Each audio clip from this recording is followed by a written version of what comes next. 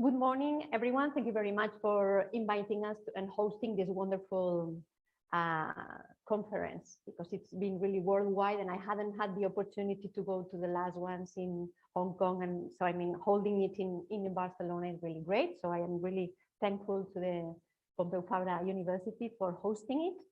And I'm going to talk about a topic which is, well, I don't know if I should say sadly on the news, but yeah, it's been really trendy lately because we've been forced as teachers to really change our way of teaching, of basically living, but most of all methodology, because of these sudden changes due to the COVID pandemics and all of that. So what I'm going to do is try to explain the way I have found to move forward and also to make the most of all the difficulties and challenges we've been facing as a teacher. So the title of the speech is Sustainable Translation Teaching, a Blended Approach, which I will explain shortly. What is it? So the first question would be, why should we change the way we teach translation? Isn't it always been fine how we are teaching? I mean, why do we have to change something? Well, the first thing would be we need to change it because life is changing now and very quickly in the last few years, especially in the last 2 years. So we're not only having a lot of changes in climate in the world, in health, in restrictions of our movements, for instance, travel, social distance have completely changed, hugely changed in 2 years. And we have to acknowledge that in some way, because it's really affecting our way of teaching. Also, the work environment for people who are going to work for the first time, or people who were very used to work, and now they are finding very different conditions and a lot of new demands. Not only flexibility with schedules and traveling or working, I mean, telling you from one day to the next day, okay, you were coming to the office, but no, please, tomorrow we have changed everything, you stay at home. So you have to have maybe 2 workstations, for instance, one at home and one at the other place. You have to keep your files in a cloud so that you can access them from wherever. You need to have a laptop. Now we can even not live with it looks like we cannot live without a laptop. Also quick learning, because there are a lot of programs and platforms which change all the time. I mean, what we knew basically before, something could change in 1, 2 years. Now every 2 months, there's a new program you need to learn. So this idea of adaptation, constantly adapting to new situations and new conditions and new demands is becoming really important in our lives, and of course, also in the students' lives. Also in education, we are seeing new habits, like the knowledge acquisition habits for the students have changed a lot in the last few years. Now they are very used to searching for things online. They are very used to finding information, not so much memorizing information, but the information they have, maybe it's very shallow. They're not used to going deep into something. If you ask a student on the first or the second year of a translation degree to read a book, they would ask you, you mean the whole book? This never happened before. They could, and now they say, you mean 1 chapter or the whole book? And when I tell them, look, you're studying translation, when you're going to translate, do you think they're going to ask you, just translate 1 chapter of the book? You're going to have to translate the whole book. So yeah, of course you have to read it. And sometimes they look surprised. They are not used to these kind of things. So their way of approaching the acquisition of knowledge is also changed. And finally, technology, of course, with a lot of new possibilities, which allow us as teachers to change our habits as well. So what do we change and how do we change it? Because really, if you look at all the possibilities there are, it can really be a little bit overwhelming, because we've got so many possible software platforms, ideas, methodologies that we can really get crazy looking at that. So I will start by giving some little definitions or ideas of the different modalities we have, and I'm going to talk about. So one would be in person or face-to-face, which was the traditional in-person class we were used to before 2020. with the teacher in the classroom and all the students in the classroom with or without mask. And then the second one would be online, but without synchrony. Okay, so some of them there online at the same time, and some of them not at the same time. So like students can really work at whatever time they want. Okay, and the other option is online but synchronous. So the teacher is there in front of a computer and the students are also there in front of a computer in their own spaces, not in the classroom. And finally, hybrid, which would be being a little bit flexible and combining these two options. So maybe, as it says here, an in-person class once or twice a week, and then some additional work to complete online, or using a little bit of everything. So what is blended learning? It's kind of a mixture, so taking the best of the face-to-face approach and the e-learning approach, e-learning or online. I think at least in this presentation, I'm using them as okay. Then what is blended learning? The blended learning setting, as you can see here, here you can see that you can have live synchronous or virtual synchronous. So what are the difference? In live synchronous, you are learning at the same time and space, while in virtual synchronous, you are learning at the same time, but the space is different. And we'll see later on what this means, or what possibilities this brings to us. And then the other option is asynchronous learning, which can be self-directed or collaborative. So if it's self-directed learning, it can be anytime and anywhere. And this is learning in groups, but also anytime and anywhere. Although this anytime needs to be set beforehand because it's collaborative, so there should be some people connecting at some point at the same time. So which are the positive features of each of these modalities? Of course, this is only my opinion, but I've been looking at 5 items, and of these 5, I'm going to move this a little bit so that I can see it. Of these 5 items, I think it's very important to bear in mind something which this conference talks about, which is ecology and the carbon footprint we leave.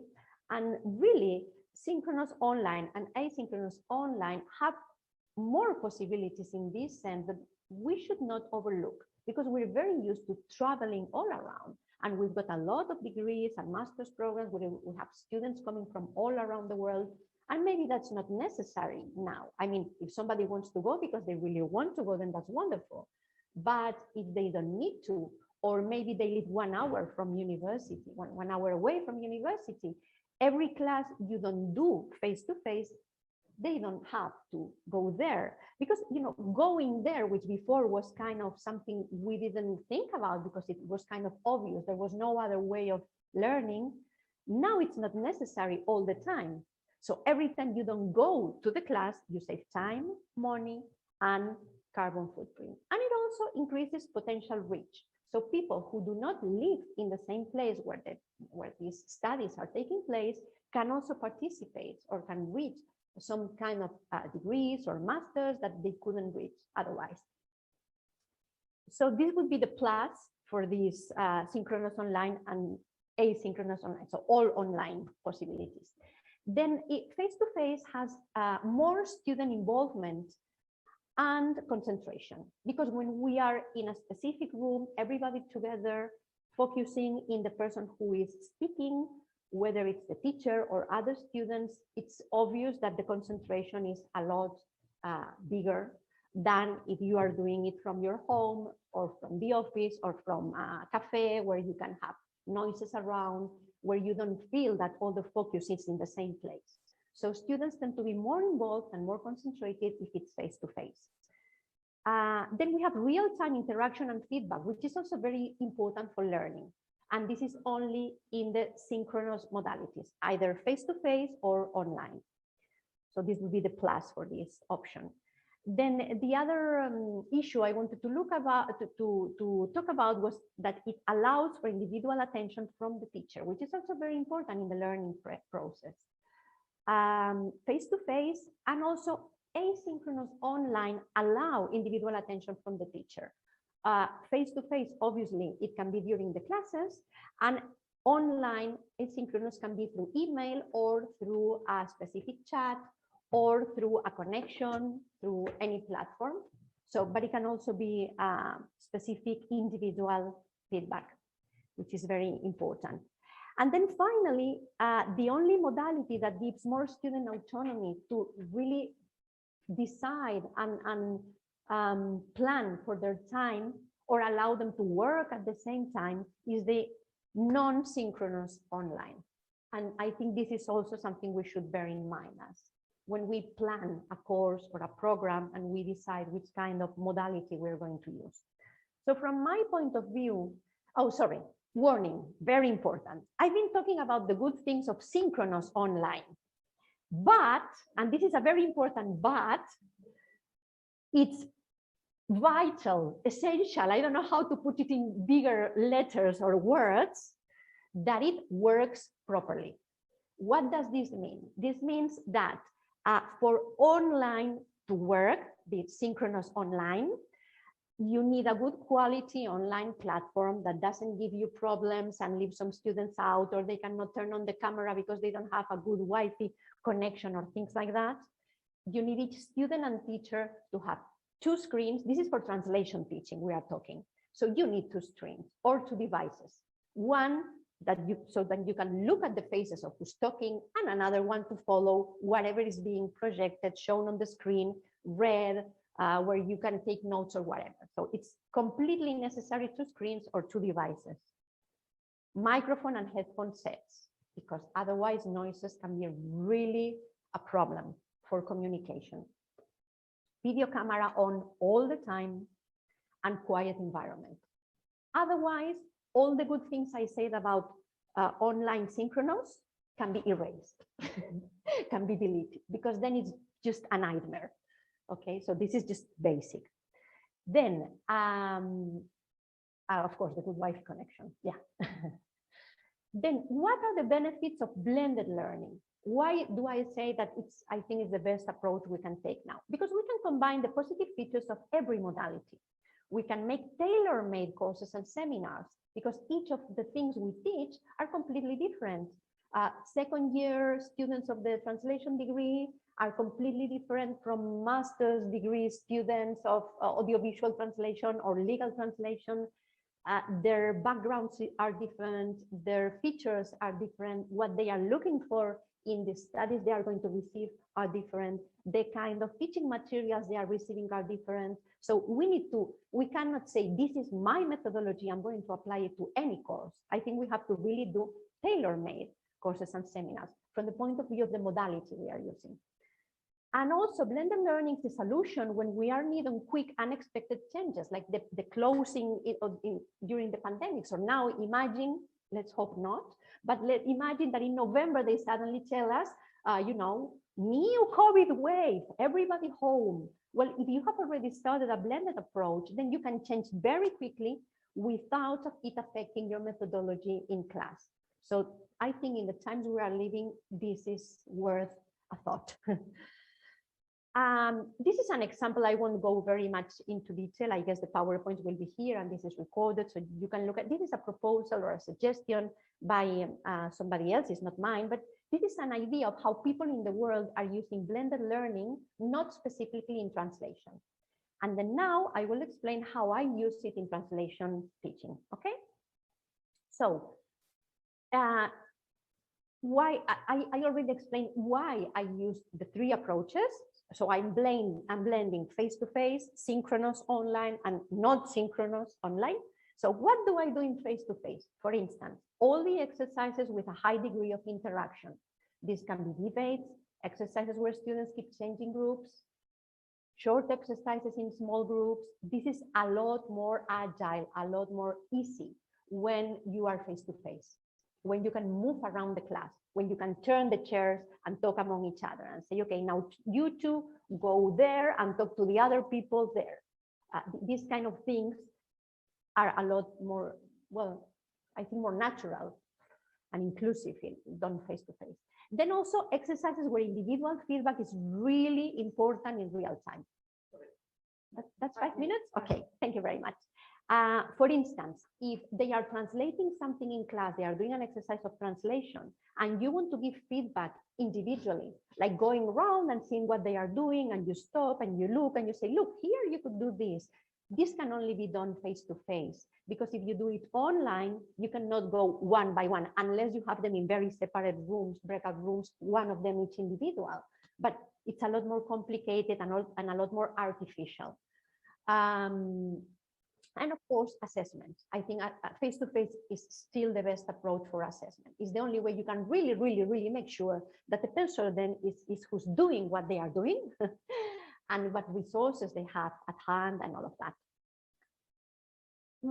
Some examples of what I use in my translation teaching for Synchronous online. Project-oriented exercises done in small groups, where sometimes they have problems meeting at the same time and the same place. This way they don't have to travel, and you can use the breakout rooms for small groups. Like for instance, we do in the second year of the translation degree, I usually do one exercise of translation and adapting songs.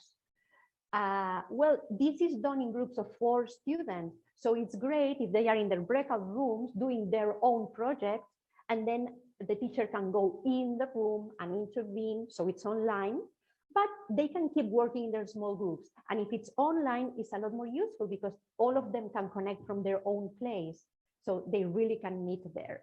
And they are not, in this done face-to-face, I always had the problem that we didn't have enough room in the classroom for them to have a corner for each group. So for this, the online Synchronous is great.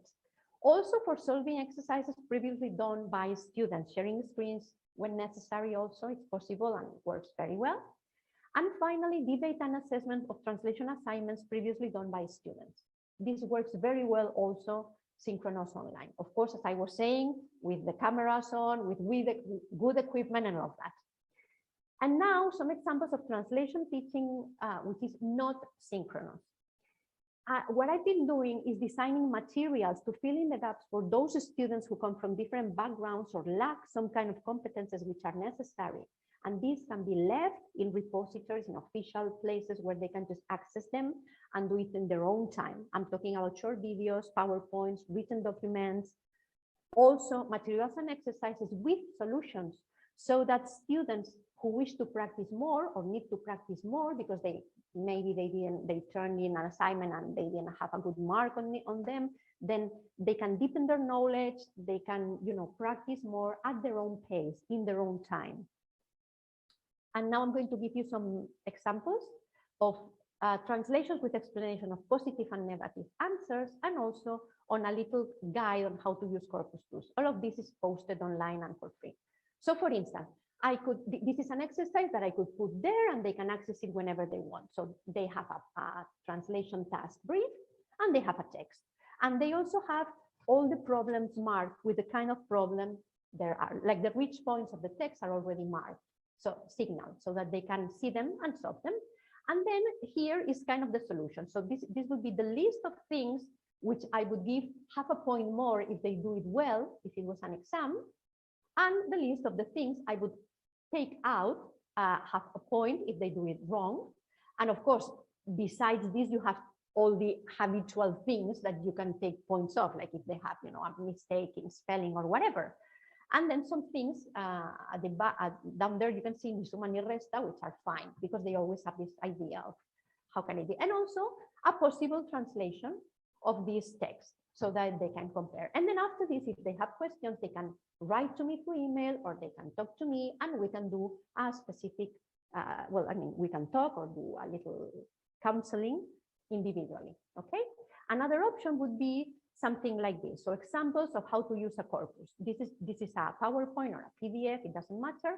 So when is it useful to consult a monolingual corpus in Spanish? And here you have some examples. Then you have the kind of corpus you have, the different options and their links. And then how to use them, explain. So for instance, Corpus del Español, you have here, well, all the explanation that I have done in specific, shots or options. And then here you have the options of answering the questions they had. Si, por ejemplo, si queremos buscar los adjetivos forzoso, in number 2 on the right, you have them here. Well, I mean, this is online. If somebody wants to see it, you can see it, no problem. But this is it. It's just some examples or ideas of how we can make the most of the 3 different modalities that I found most useful. Thank you very much.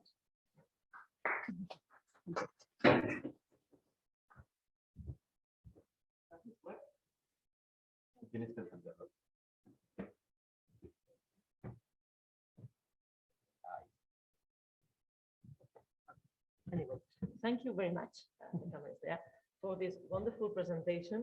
Food for thought for all of us who are trainers, and some of us may be students. So first, do we have any specific question from the people on the floor? Question or comment, suggestions?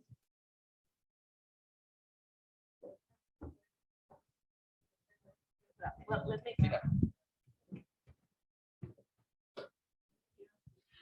Good morning. I have no question, but just I would like to say that thank you very much for your presentation. And many of the ideas you gave us here are very interesting, not just in a pandemic situation, but many of these things should remain after the pandemic. I think this is very interesting for our classrooms and methodologies to improve. Thank you. Thank you very much. I'm glad you found it useful. Okay, I think we still have two minutes. So do we have any question? I don't think so. No, there's many thank yous. Okay, if I may, how about copyright issues? I'm a trainer in audiovisual translation, and I found that face-to-face was easier. In blended or in virtual environments, it is much more complicated. Yeah, that's why I say that they need to be tailor-made, because really depending on the teaching didactic materials you're going to use, you're going sometimes to be forced to use one or another methodology. And sometimes, yeah, for translation also, I get crazy looking for Creative Commons permits and licenses all around to find a text that you can really use and share online without problems and everything. So yeah, that's also something we should bear in mind. But maybe that's, for instance, in the online, which is non-synchronous, this allows you to use things that you can just put the link, and it's the student's issue to find the material. So you are not breaking any copyright law, you are just signaling where the materials are. So maybe that would be an idea. But of course, for the online or where everything keeps being recorded mostly, we have to really be careful with the copyright laws, of course. I agree. Thank you very much. Thank you. So I think maybe we can, any other comment, or we leave it here? So wonderful. Food for thought. Thank you very much.